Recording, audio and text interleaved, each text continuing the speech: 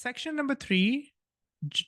So this section follows probability, right? Probability is section number 2, and section number 3 shows up right after probability and stats, even on the actual exam.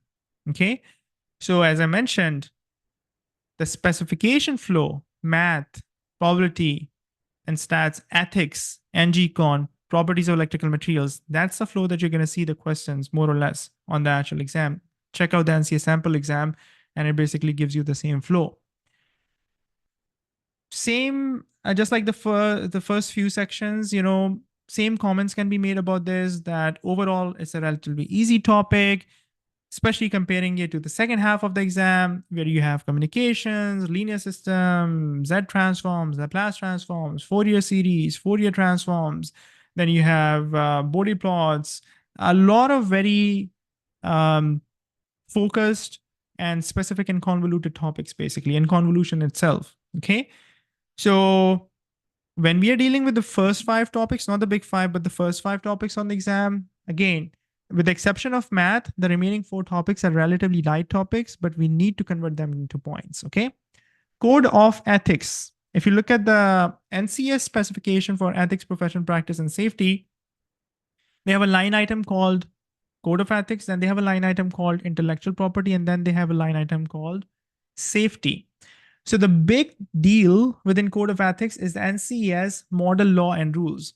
Now, some of the students are like, okay, Wasim, there's an entire tab in the PDF bookmark, right? Titled ethics and professional practice. And within that, we have multiple pages, very simple English, straightforward line items. So I can actually deal with NCEES model law and rules, knowing that it is available to me on the exam as a reference material.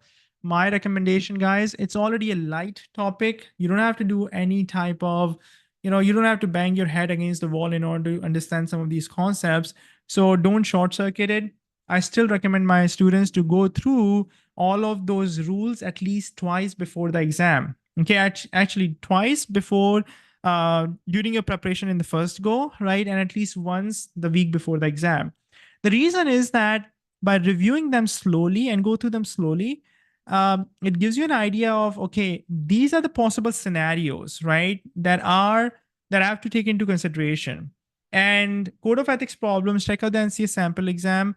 They deal with scenarios. It's a little bit of a reading comprehension, right? Don't worry if English is not your first language. English is not my first language either, but it's fairly simple, straightforward. The trick over here is to literally like take that scenario, okay, come up with a couple of different types of underlying issues, the undercurrents, let's call them, right? And then based on what the question is asking, so the scenario is one thing, and what they're asking you to do or to comment on or to judge, right? Or to justify, there will be one crucial, one critical concept. Okay. There could be a couple of other things that are going on, the undercurrents, but the overall theme, the gist of it, you need to distill that. And that's where you are being tested. Okay. There can be some curveballs taking you in this direction, but just get an idea that, okay, from a high level overview standpoint, right? What is that one thing that is the most crucial factor in that scenario? And again, it's a little bit of reading comprehension. And the more you practice, the better you get at it. In the on-demand, we have several practice problems, and we've actually worked through pretty much, all the different scenarios that at least I could think of, right? So hopefully that is going to be helpful. And don't pull the trigger right away. At the same time, don't overthink, right? What you're basically being tested on is whether you can identify signal over noise. Does it make sense? And this, for the most part, is fairly easy, straightforward. IP, intellectual property. So what you see here at the bottom, it says copyrighted material, right? And the books are copyrighted and whatnot. So when it comes to intellectual property, there is a little bit of learning that needs to be done, right? What is the difference between copyright, trade secret, patents, and trademarks, right? There's something called industrial design as well, but we're not worried about that. It used to be part of the reference handbook, then they took it out. So IP is intellectual property. The modern economy, right, with all the stuff, algorithms that are behind, Meta and Amazon and, Google searches and AI, chat GPTs, this is all IP, right? This is intellectual property. They are not factories or, they are not tangible goods at work, right? This is all intellectual property. So, which is very important for innovation, for engineers and organization, right? Creations. And if it is not protected properly, then the next person doesn't have any side type of incentive to come up with the chat GPT, right? Or nobody had the incentive to come up with a Google and so on, or a Microsoft, okay? Or NVIDIA.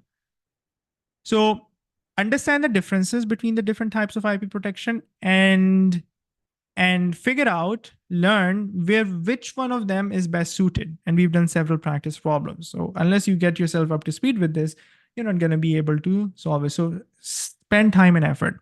The last one is sort of a wild card in my opinion. So if we take a narrow approach towards safety, electrical safety is a world, it's an entire universe in itself, right? There are people, and those of you who work in the industry, you know that there are actually job titles, safety coordinator, right? Or manager of safety or whatever, okay? And then they're sometimes divided into disciplines as well, okay? You can have an entire career in safety, okay? If we put on the blinders and look at it just from the lens of electrical safety, then there are only a handful of things like grounding, right? Touch potential, step potential, shock. And when it comes to P power, we go through an entire standard called NFPA 70 in a lot of detail. I have talked about arc flash even in my coursework. So I've sort of casted a wide net. But when you take a little bit of a broader view at safety and look at what they have provided you in the reference handbook, right? Then material safety data sheets, right? Protective, personal protective equipment, safety related to radiation protection, safety related to noise, all of these small things also start coming into play. My recommendation to students is that just like I mentioned for NCEES model law, don't be like, I have these formulas, I have this content, and push comes to shove on the exam, I'll be able to figure it out. Why not now? You have time right now, right? And it is already a very small section compared to some of the other sections, the big 5 topics, for instance, right? Or it's a very straightforward reading. So I recommend my students cover to cover to read safety, right? Do all the practice problems, the quizzes, the assignments and whatnot. And I think you'll be set for safety. So again, if you take a step back, look at section number 3, ethics, professional practice, safety. This is an easier section, right? But if you don't put in the time and effort, you become complacent, there are ways that you can lose points on the exam. And the single biggest way that you can lose point on the exam is by not putting in the time and effort during your exam preparation. So it's good. It's sort of a breather. And that's why students, when they go through ethics, it's like they're able to relax a little bit, right? But don't relax too much. Otherwise, you're going to be caught short on the exam and you'll be found just randomly guessing. Okay. You don't want to be in that situation. Put in the time and effort and be confident and then move on. And if you want to learn more about preparation of FE Electrical and Computer exam and the P-Power exam, then check out these playlists over here. Thanks for watching and I'll see you soon in the next video.